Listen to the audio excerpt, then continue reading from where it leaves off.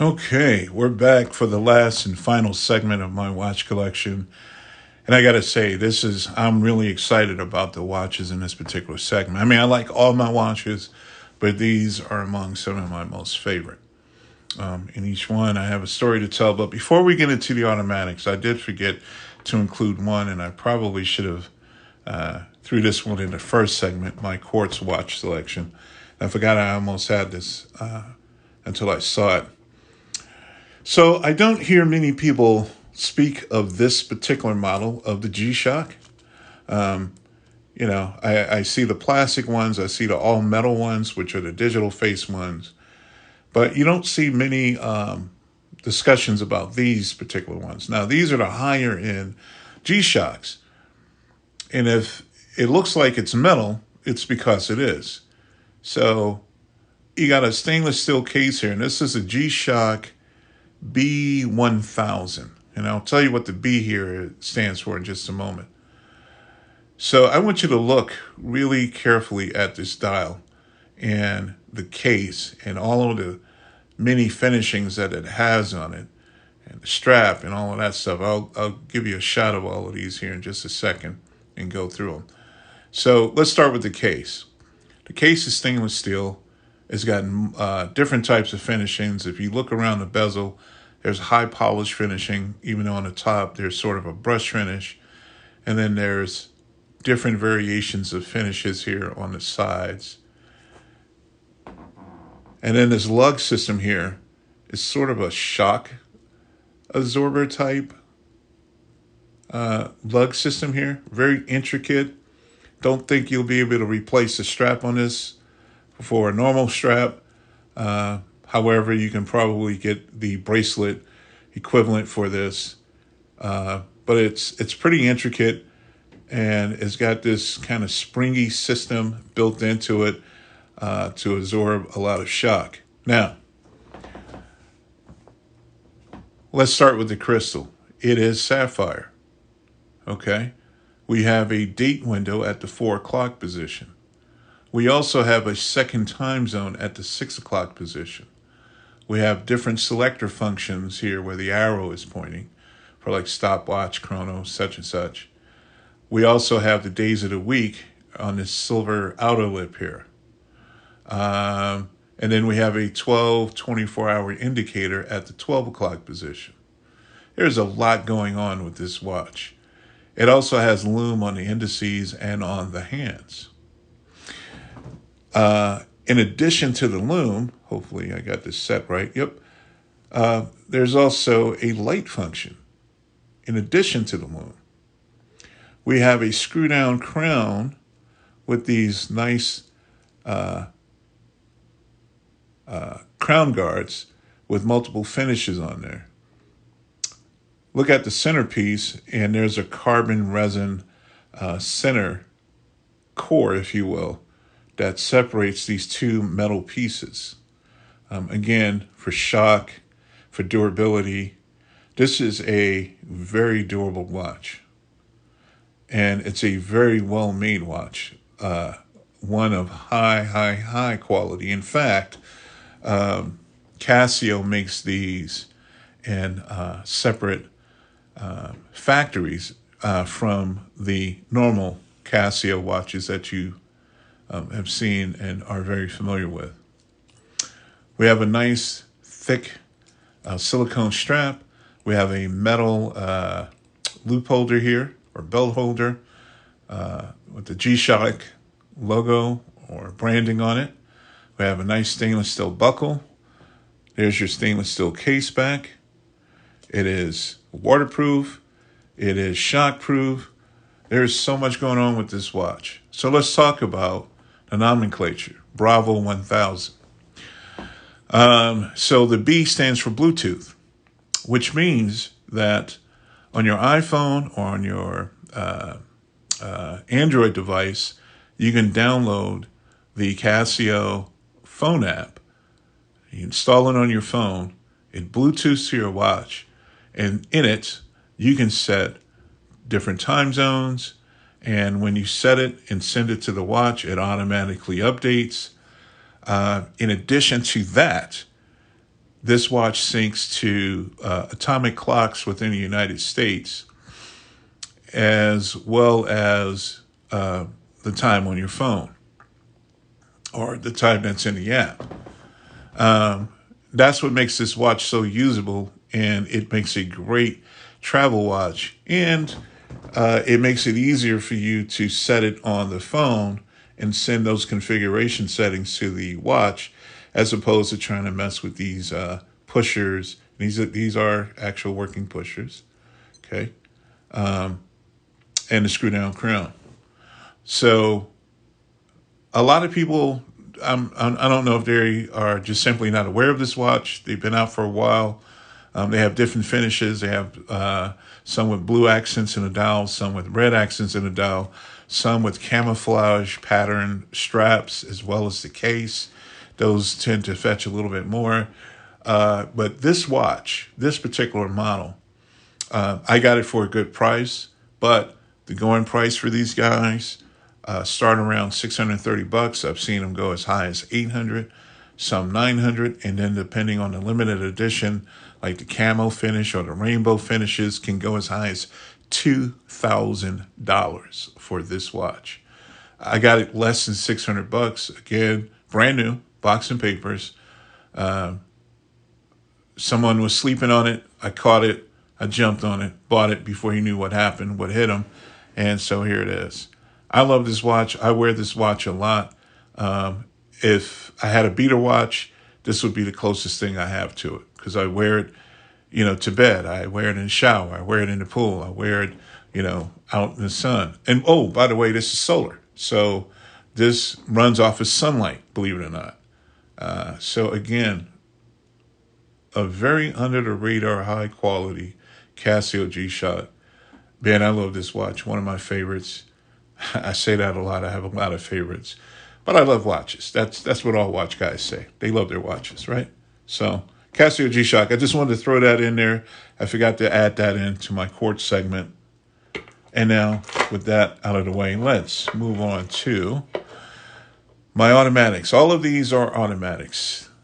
I have 3 different movements within this segment. I have Valjoux 7750, which is again, a Swiss movement, very highly regarded. I have some ETA 2824-2 movements, and I have at least one Miyota movement.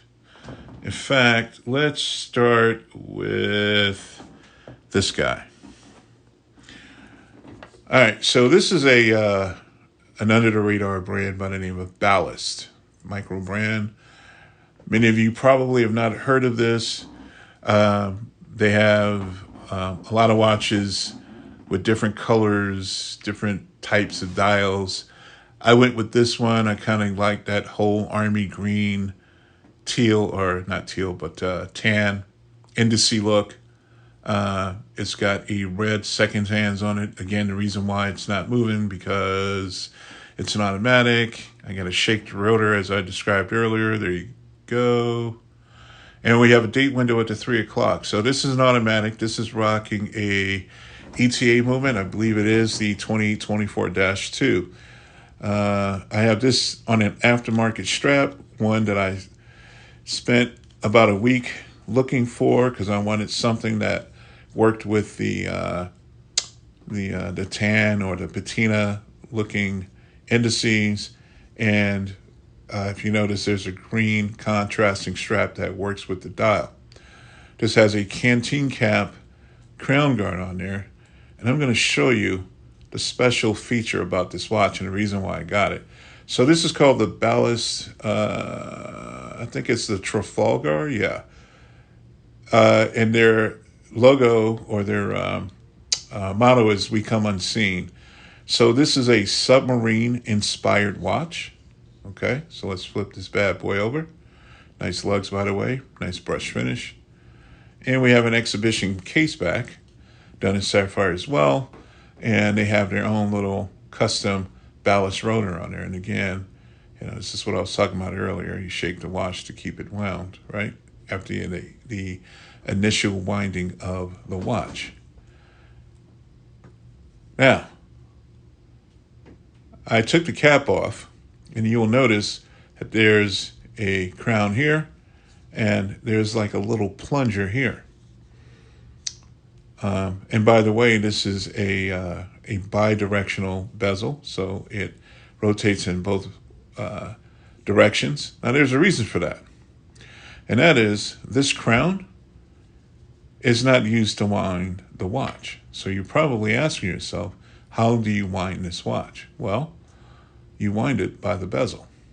So by working this bezel back and forth, or you can turn it in either direction, it actually winds the watch. The purpose of this crown, and I'm going to put that in quotes, is that it's actually a selector switch for the functionality of this bezel. So if I push this crown in one position, this plunger pops out in the first position. From there, I can change the date. So if you look at the date window, the date changes with that same bezel action. If I press it again, the plunger comes all the way out to the second position, and now I can change the time. That is a very cool function. I do know there are a few high-end watches, I think the Zenith is one of them, that has that functionality. But as far as watches in this price range, and by the way, I paid less than $350 for this watch. That was so cool to me. It spoke to me. Besides the sporty diver look, which is what I always pretty much lean towards, and to have those unique functions on there, and it's a nice, well-built watch. It's got nice heft to it, nice stainless steel brush case. I thought it was a hell of a bargain. It's a very doable watch. I've had it now for almost a year, and it's been rock solid. Okay. So this is the Ballast Trafalgar. We come unseen.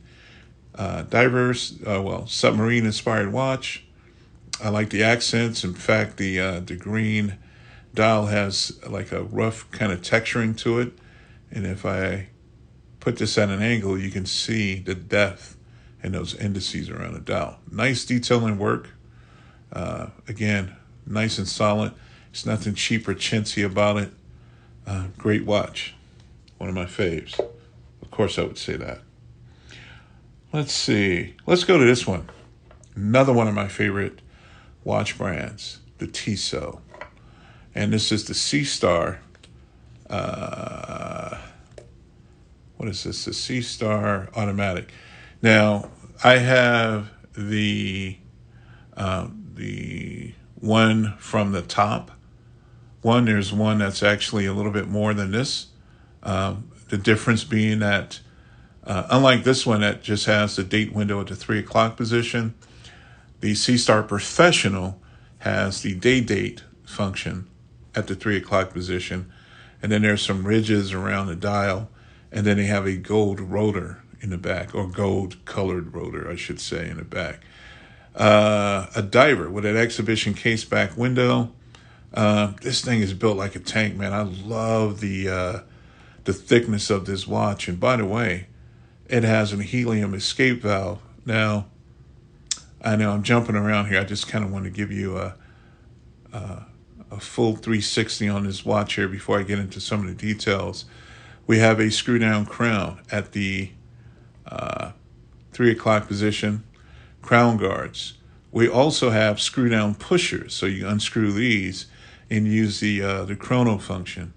I love this flat plate sapphire crystal. It's so flat up against the bezel.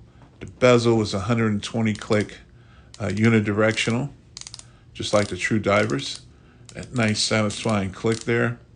Oh man, I love this watch, man. I mean, it's built like a tank. Now, you might recognize the strap, and I bought the same strap for this one. This one came originally on a black rubber strap. I wanted to add some character to it. I saw the teal in the second hand and in the lettering. So I went out and I bought the same strap for this particular watch. Again, the black carbon fiber with that teal stitching to match the accents in the dial, and I think it works perfectly. I know it's sacrilegious to put a leather strap on a diver, but I don't care. I love the look. It really makes this thing pop. Uh, what a handsome watch. This has my name all over it. When it comes to that style, big, sporty, hefty, thick, durable watches, right? I forget the depth rating on this. I think this is it might only be a 100-meter depth rating, even though it has a helium escape valve. So let's talk about that. What is a helium escape valve? So for saturation diving, basically is what these are designed for. So, you take a diving bell down for, so many thousands of feet. And basically, from what I understand, and again, I'm no watch expert, but from what I understand, as you're going back to the surface, your watch can build helium gases within the case. And they've been known to where the crystal could pop off due to the pressure from the helium gases trapped inside the case. So what they've done in many of the watches that are in this class, they put like a helium escape valve. Now you can't really operate it. The way it works is that when you're down so many, thousands of feet and you're coming back up to the top, this thing will automatically pop out due to the pressure, just boop, not pop all the way out, but just, just extend to let the helium gases escape out of the case so it doesn't ruin the watch. So that's the purpose of it. Now, for me, I won't be doing any saturation diving anytime in this lifetime, but I do like the aesthetics of it. And pretty much anyone who buys watches with helium escape valves, unless you're somewhere in the, in the line of work like Jacques Cousteau was, you probably won't be doing that either, right? And if so, you probably really wouldn't be wearing a watch like this. You'd be wearing something very industrial strength. So I think it's there for the aesthetics. It probably works.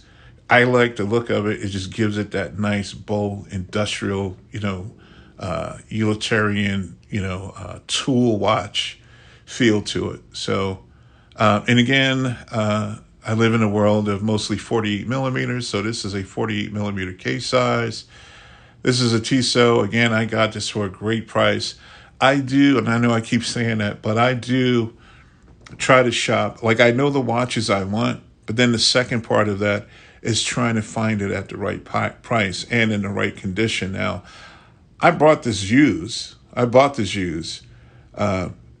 least that's what it said in the description on eBay. I paid way less for it than what I normally see these for. On the used market, these things can go for $800-900. I've seen them as high as $1,100, and I paid less than $600 for this one. And when I got it, box and papers, it was all brand new. I mean, there was not a mark on it. It still had the wrapper on it, and I was like, wow, this is a brand new watch. The only thing I did to it, again, I took the rubber strap off, put this blue carbon fiber strap on it, and there you go. I'll wear this watch sometimes during the week, mostly a weekend fun watch. I'm a guy who likes to wear polos and jeans or polos and shorts a lot. So that's why I kind of lean towards these nice sporty casual looks, because that's what fits my lifestyle. All right. What do I want to start with next? Let's go with the, I want to save these two for last. Let's start with this one. Let's go with this one. So here's another one of my, should I say, Holy Grail watches. It was a watch that I've wanted for years. Not this particular example, but the brand U-Boat, right? So U-Boat, for those who don't know, is an Italian, again, submarine-inspired watch. U-Boat, get it? Think of Panerai, if I could say that, a distant cousin to Panerai, as far as that classification. These watches are fairly pricey, for the budget price watch. I mean, these things can go as high as $3-4 grand. I've seen them for, $8 to $9 grand. Not this one in particular, but several watches in their lineups can go as high as that. So what you see here is it's a white case watch, and you probably already got a peek of the back. This one has a Value 7750 movement in it, in a sapphire case back. And by the way, I didn't mention a movement on this one. That is an ETA 2824-2, I believe. And this is a Value 7750. Nice loose rotor. I mean, look how loose that thing is. White case. We have some thick, I don't know if you can really make that out, engraving on the side, U-boat.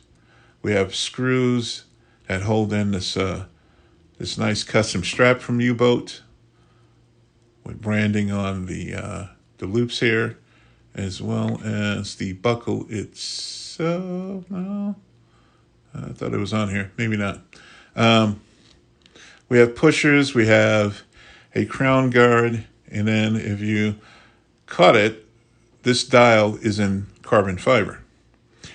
And then you have a chronograph function here. And then you have a little tiny date window at the 9 o'clock position. Let me unscrew the crown. So screw down crown guard, canteen cap style. Let me pull this all the way out. It's got a pretty deliberate click to it. And there's your date window. I mean, it's hardly legible. I mean, you really have to look at that. But anyway, there's a U-boat branding, large 9, 3, 12, and 6 numbers. So the case, and this is a sapphire crystal, by the way. This case is done in 100% ceramic. This is all ceramic. The crown, canteen cap is done in ceramic. The entire case is done in ceramic. This piece is done in ceramic. The lugs are in ceramic. I've always wanted a U-boat. So when I finally went looking for one, used, of course, on eBay, I ran across this one.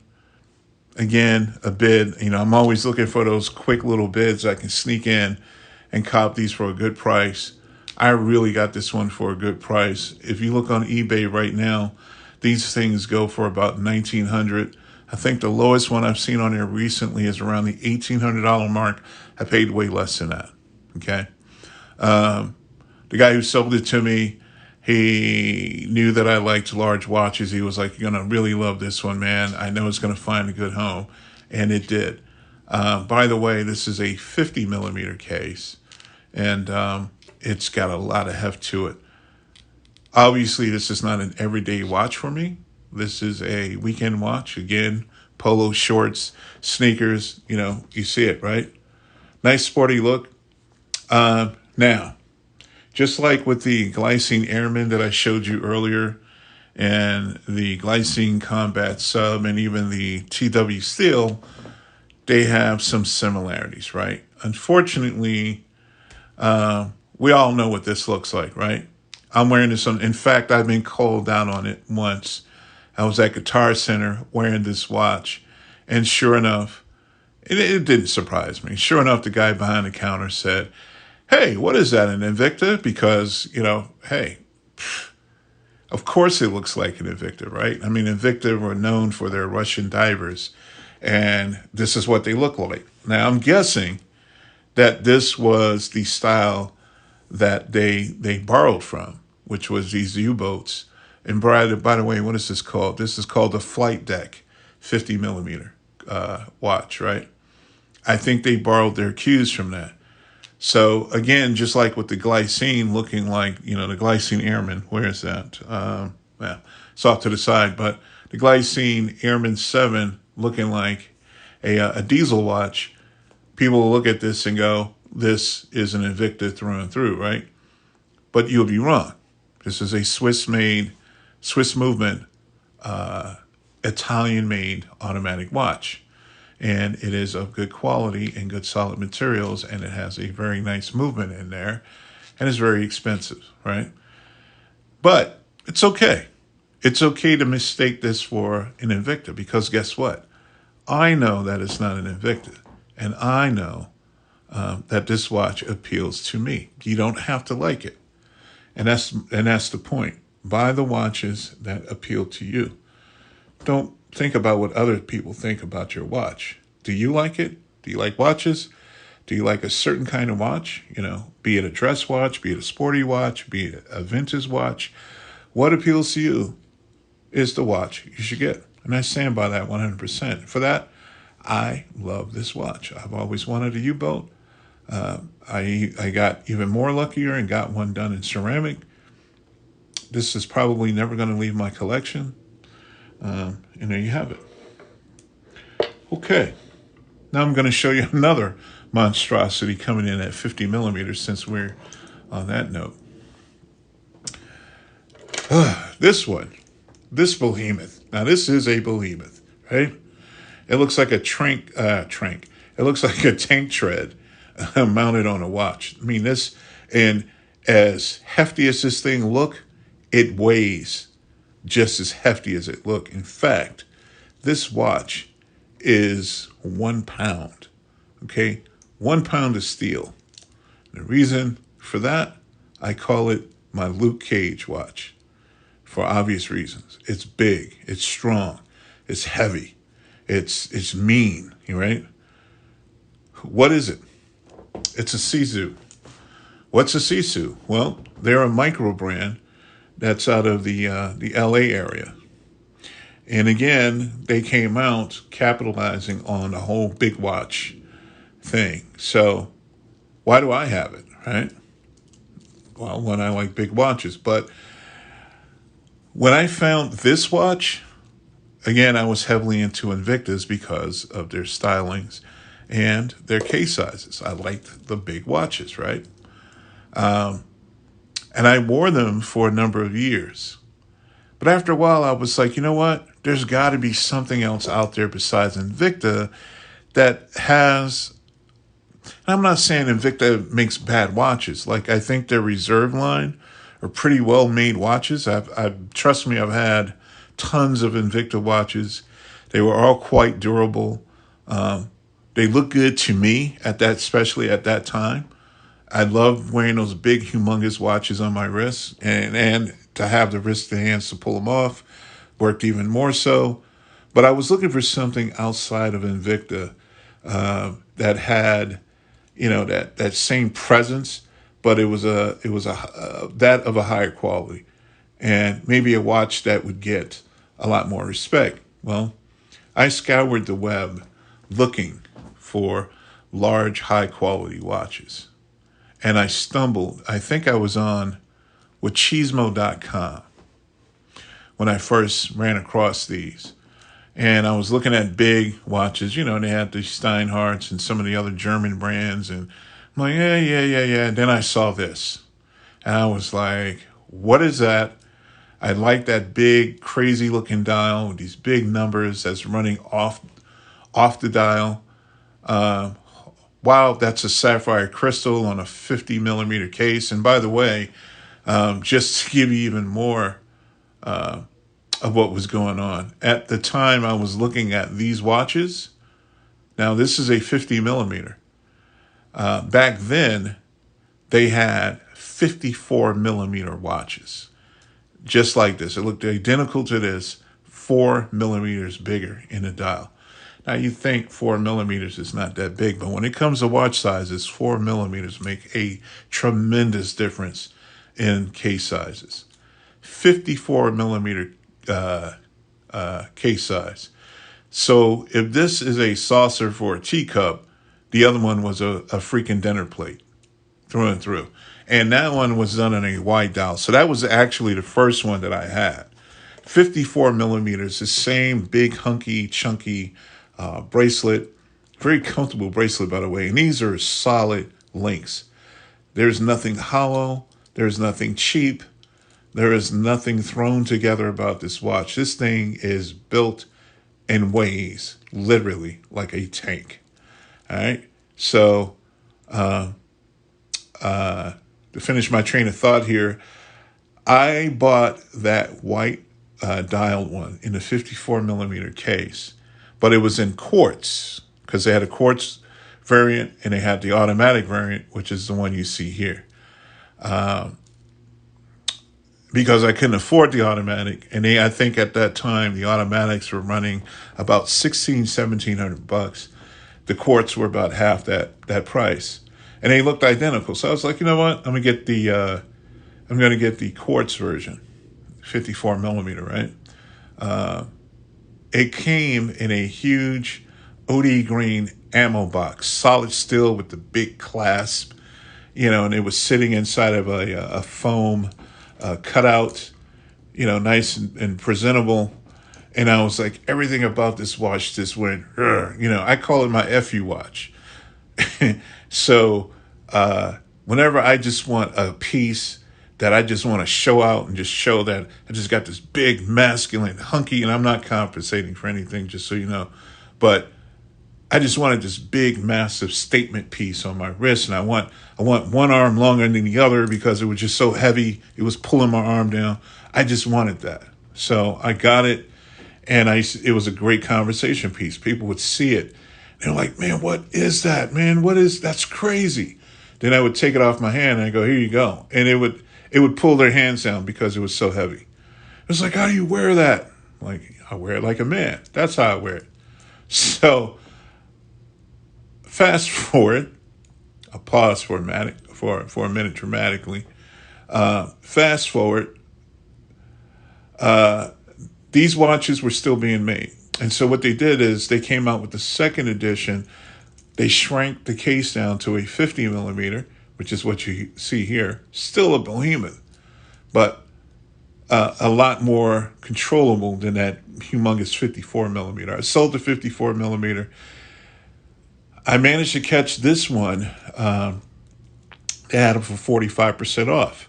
Now, of course, the reason why is because large watches, they just lost popularity, right?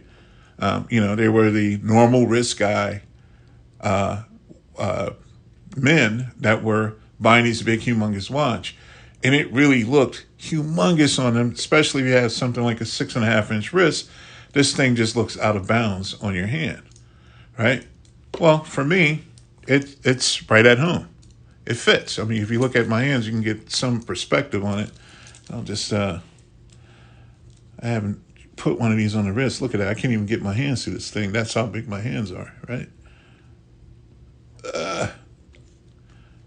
We'll get it on. Well, actually, it goes on the right wrist. I can get it on there.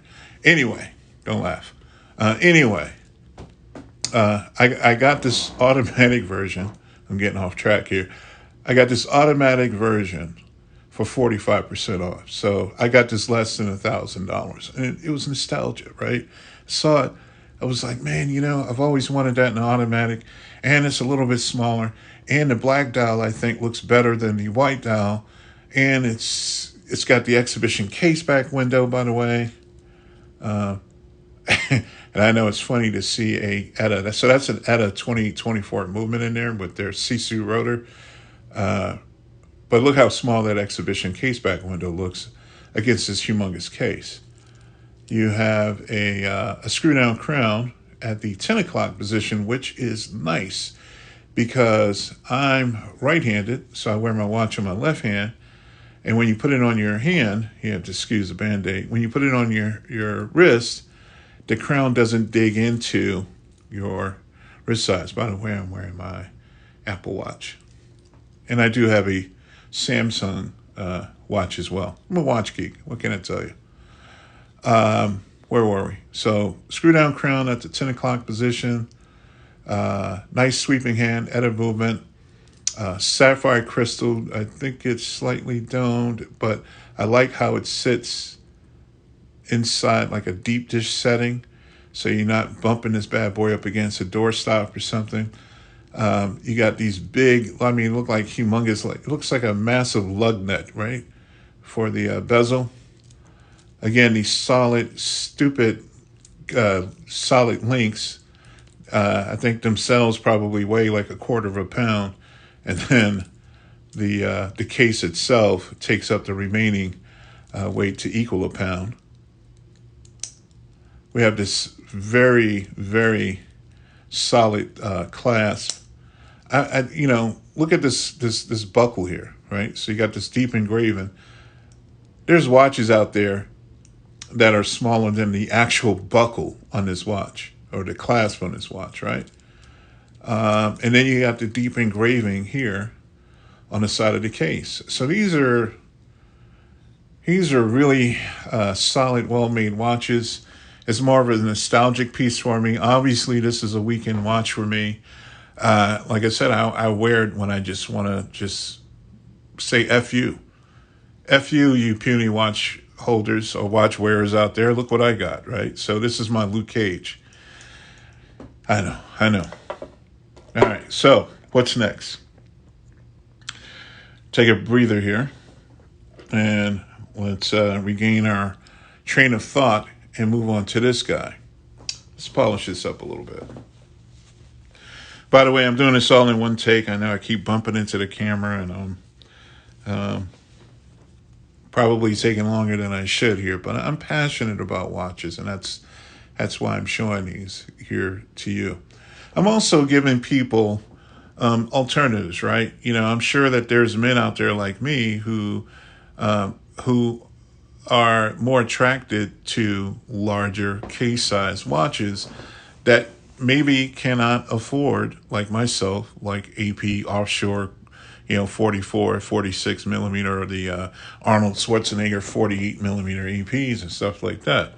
And so as larger watches are, again, diminishing over the year after year, watches are just becoming hard to find that fits me, and I just don't want, depending on the watch, I just don't want to wear a 44 millimeter or 42 millimeter or God, a 39 millimeter. No. So, my comfort stage or comfort range is 47 to 49 tops. I think that's the sweet spot for me. Anything over that, again, you're looking at statement pieces. So this one is actually one of my smaller watches. That's a 47 millimeter. And again, for those who know, this one here is an Ernst Benz. Ernst Benz was a name I fell in love with back around 2005, 2004. Some of the pieces that I was more familiar with were the white dialed Ernst Benz that was on a black leather strap, and then it had a black ring around the inside of the dial. It was kind of their trademark look, very aviator inspired. If I had to pick a brand that I would probably compare this to, it would be Breitling in that same space. Basically aviator styled watches, very clean, legible dials, date, chronograph function, pushers, all that good stuff, right? So this one, as you've noticed, is done in an OD green. Now, this is a limited edition. I've never seen this watch before, and it sits on a matching green crocodile strap. Man, I mean, I saw this on eBay.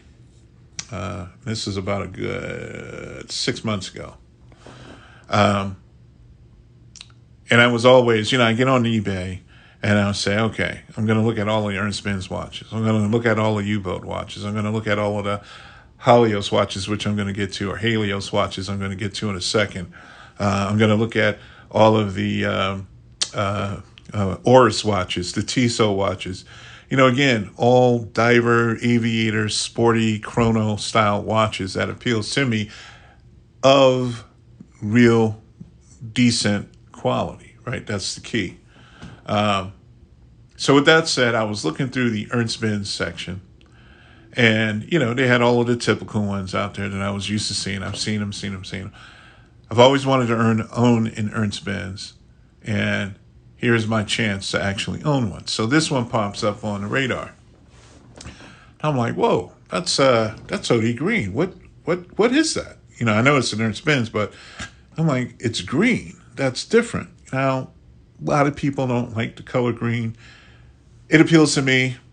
Besides, I'm ex-military, so there's some significance there.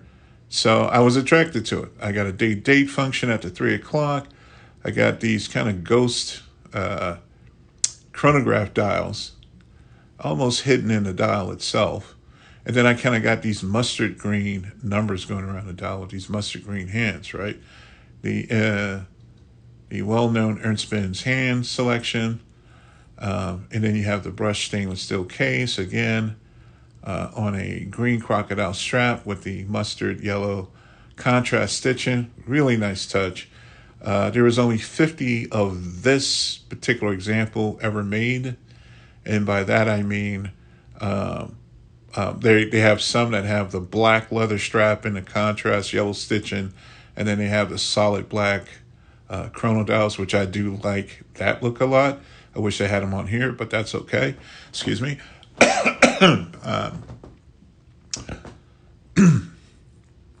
47 millimeter case, but 50 of these were ever made, limited edition. I think this is number 7 out of 50.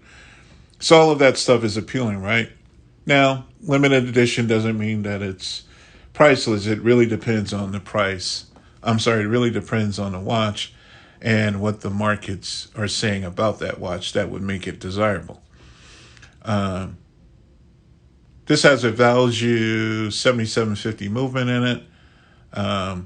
Kind of bare, I wish they would have put a little, at least decorate the rotor a little bit more. Ernst Benz have a reputation for doing that. It's kind of a bare bones value movement, but that's okay. I still love it. So anyway, I'm looking through eBay. I come across this watch as used, and a guy, and here it is, he had it up there for a bid, right?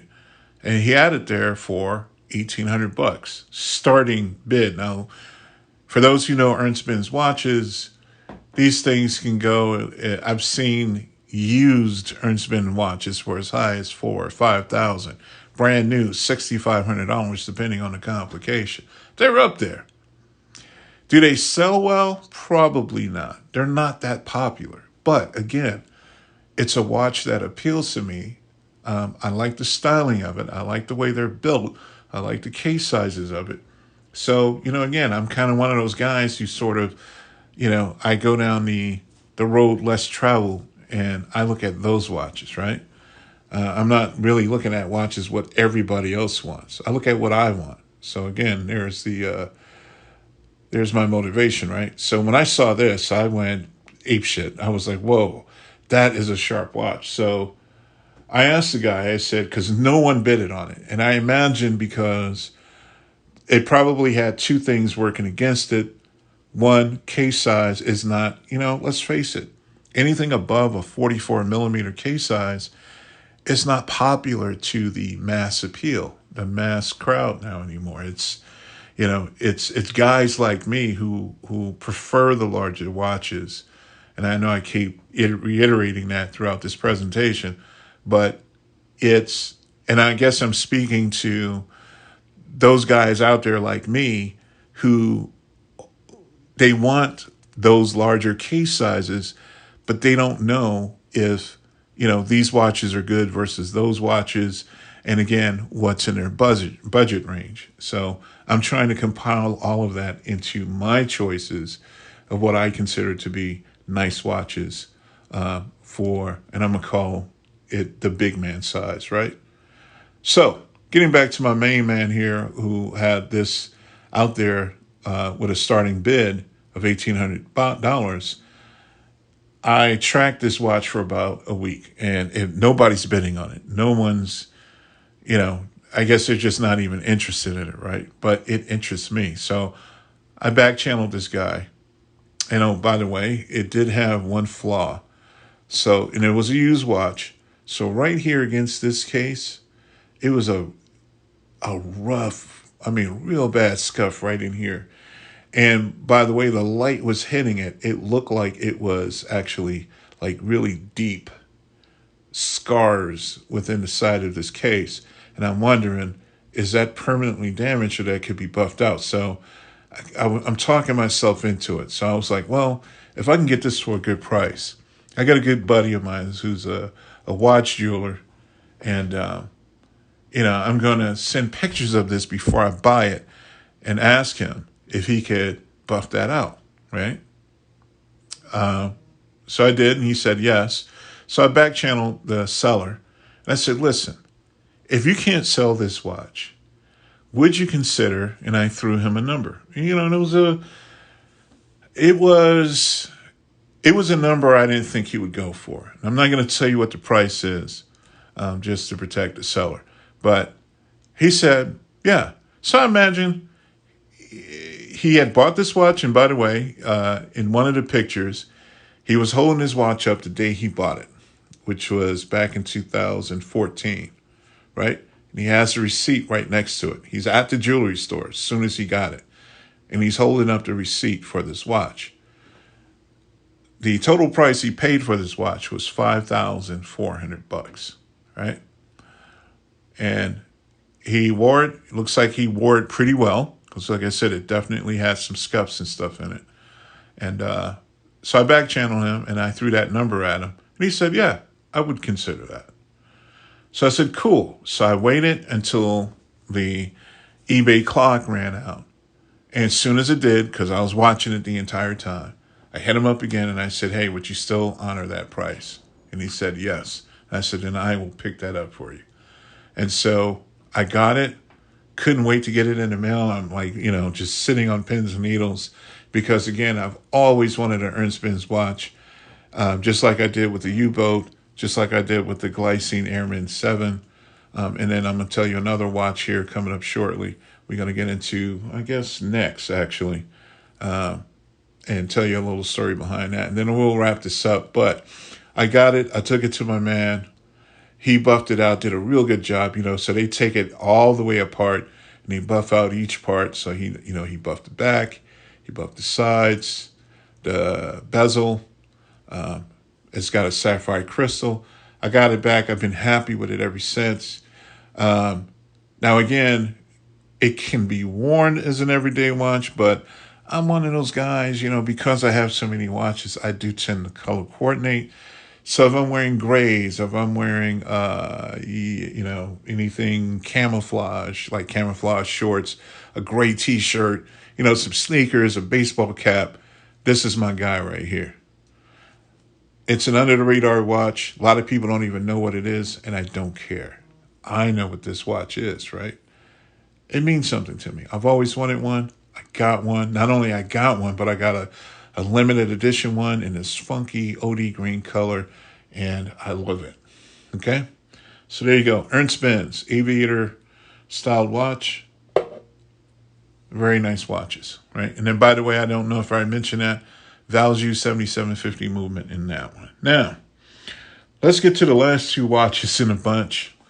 I know I've been rambling on and on and on, but again, I'm real passionate about these watches. Now, these right here, these, oh my God, yes. All right, let's start with this one, because this was my first of the two. So, some of you may know this brand, some of you may not. Helios. So, Helios is a Canadian micro brand. I think they're out of Ottawa, Quebec. I can't remember. I know it's in Canada. I knew nothing about this watch. This was 2 years ago. Now, I watch a lot of YouTube videos as far as watches. I watch the Urban Gentry. I watch the Time Teller. I watch Federico. I watch Theo and Harris. I watch JD. I know that, I can't remember his name. He's a doctor. He does watch reviews. Watch Box Studios. You name it. Just about every guy out there that talks about watches. I watch their videos because, Roman Sharf. Love his stuff. So I watch videos from every single tier. High-end, horology, vintage, micro brands, low budget, mid-budget, high budget. I watch them all because I want to know, because the more I know about watches, the more I know what I want to look for that fits my style. So I would recommend that if you're, new to the watch game, or, you are not into new to it, but, you're just kind of basically getting more and more knowledgeable on what type of watches, what type of movements, what type of materials are out there. It's good to know. It's good to know the prices of those watches, so then you can use that to gauge what fits you, what suits you, what your budget is, so on and so on and so on. So I just wanted to throw that out there. But I watch all of those guys. Any guy pretty much has got a name out there that deals with watches, no matter what type of watches they're talking about. I'm watching their videos because I just want to know. I want to know, right? So with that said, I was watching Armand the Watch Guy. I love the way how he describes watches, how he talks about them. He's very knowledgeable.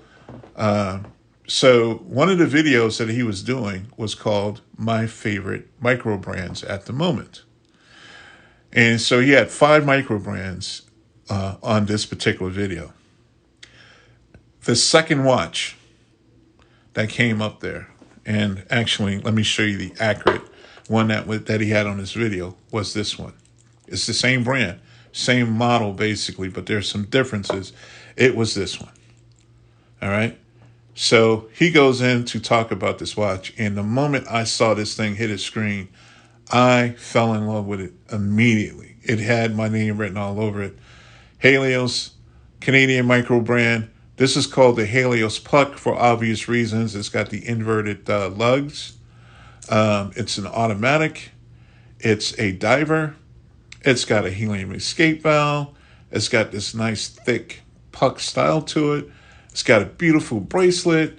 I love the dial on this. It's got the double dome sapphire anti-reflective crystal. It's got the screw down crown at the 4 o'clock position.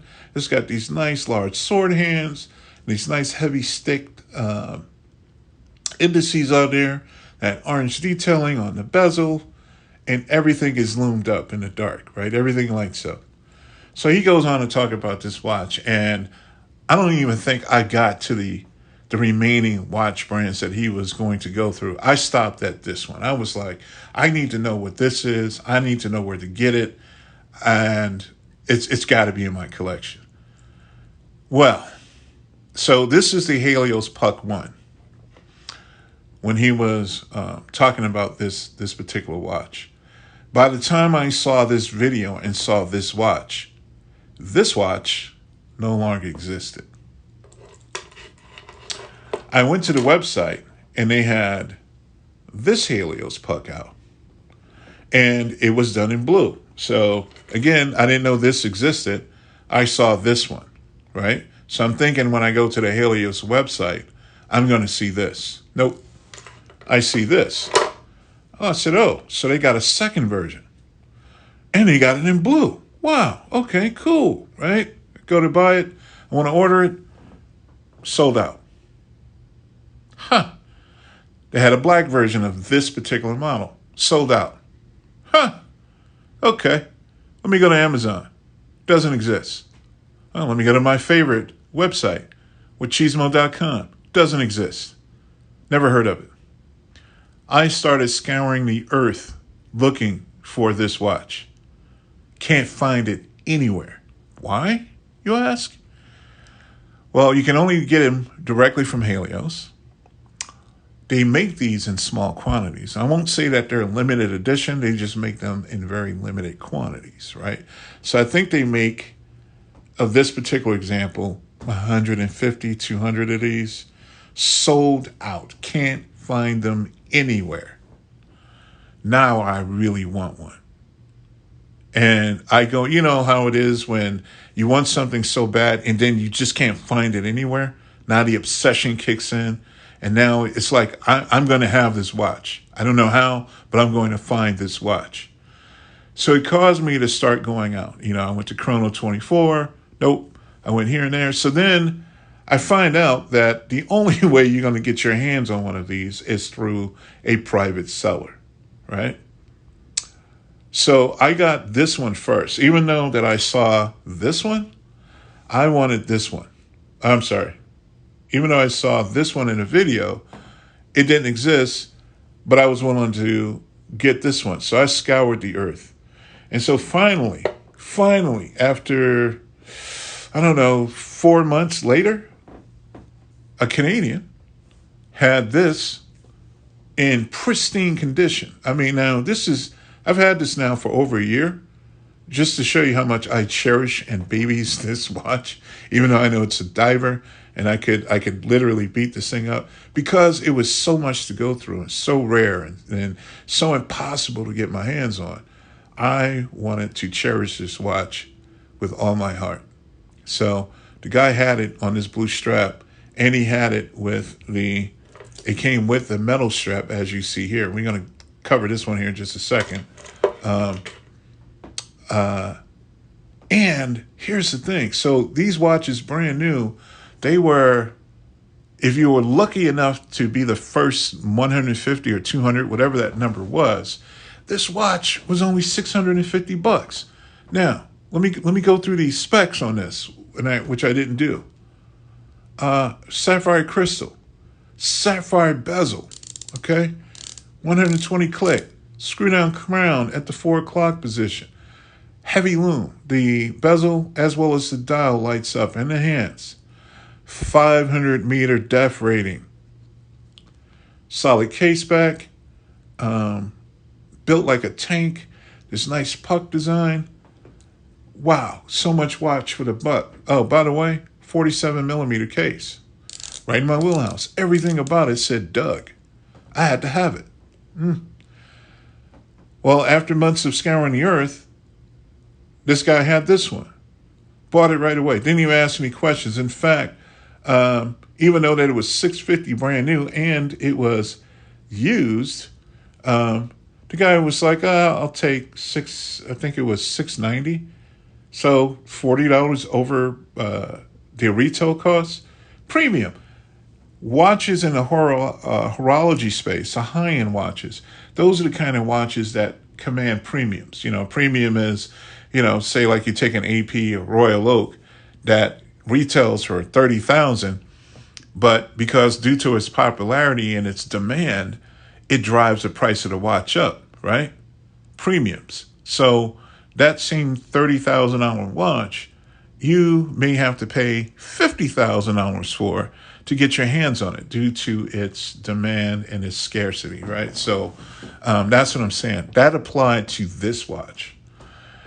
So needless to say, when I got it, man, I wore it I was married to it. We were in love, hot in love for a good 3 weeks, man. I wouldn't take this off my wrist. And I babied it. I made sure, when I walked through doorways, my left hand was nowhere between the door sill, the frame of the door.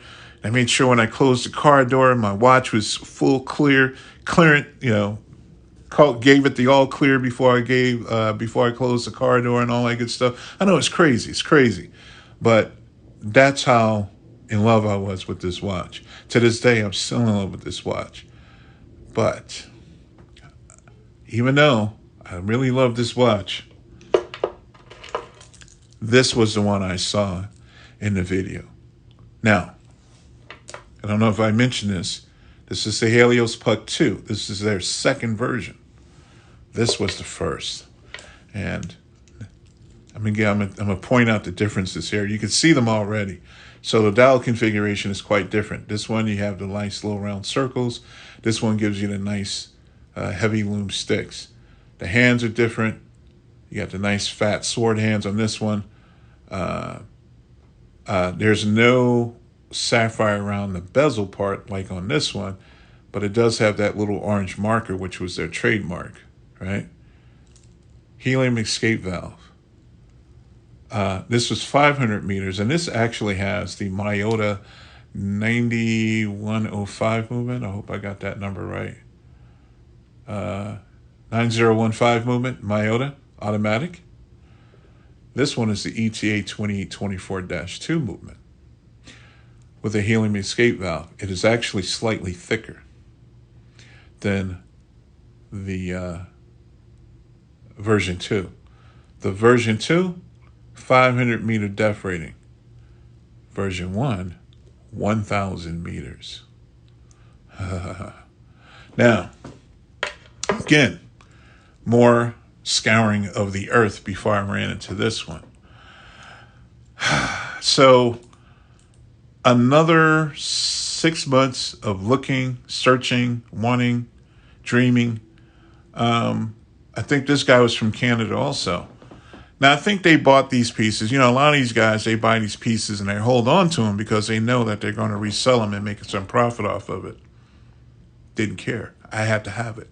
Had to have it, right? So remember before when I mentioned not paying retail or not paying, premium for a watch, this was definitely the exception. This one pops up. I think it was another Canadian had actually had it since, it's a Canadian-made watch. So those guys, they really know and they are in love with Halios. I mean, Halios has a very huge following. They're very well loved in the micro brand community, right? So the guy had it. I'll tell you the price for this one, $950. I think when this watch came out, it was about $750, $775, I think, for the Puck one when they first came out. $950. Had to have it. I had to have it. I was like, mint condition. The bracelet was still wrapped in plastic, so it had a rubber strap on there. I thought for this one, I wanted to put the steel bracelet on there, so I undid the plastic on that one, put it on there when I got it. And man. Yeah, I'm really, really, really, really, really proud to have this watch. There's a handful of watches here that I'll never let go. I'm sure, judging by my excitement for these two pieces, I will never sell these pieces. I will never sell these pieces. In fact, if you look on eBay right now at the time of this video, which is the 30th of August, some guy got this exact same watch for $1,800 used on eBay. Think about that. I don't think he'll ever actually sell it at that price. It's just too way overpriced.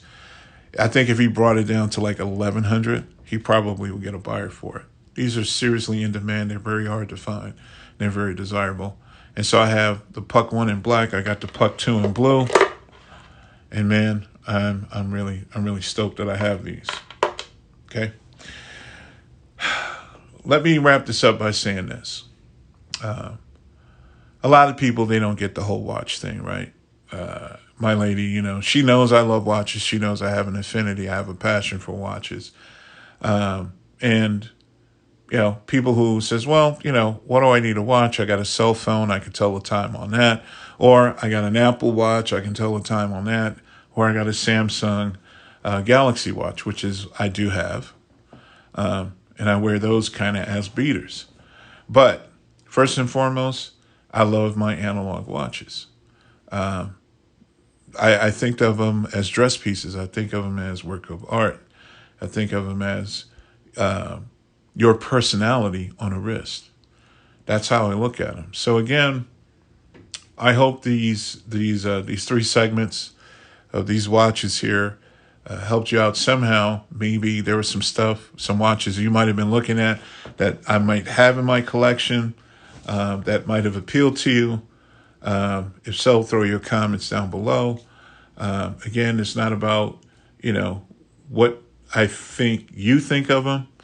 It was me showing you what I'm passionate about, and maybe hopefully if you're in the same shoes I am, where you're a bigger guy looking for bigger watches that are comparable to your wrists, that some of these watches that I've shown you might steer you in the right direction. So with that said, this is Doug Wilcox. I hope you enjoyed the show, and I'm out.